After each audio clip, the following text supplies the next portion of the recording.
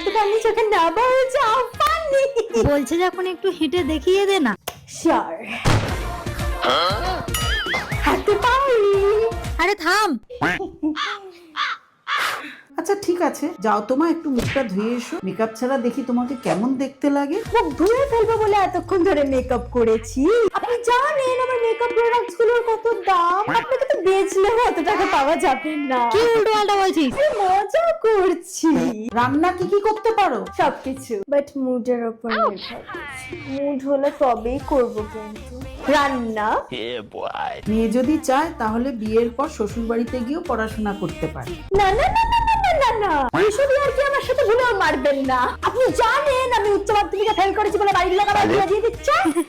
আরে চুপ কর। পড়াশোনা করার জন্য আমি শ্বশুর বাড়ি ধরে না যাচ্ছি। ওয়াও মা, মেয়ে কি টক্সিক! আমার মেয়ে দারুণ লেগেছে। বাবু এত তাড়াতাড়ি সিদ্ধান্ত নিও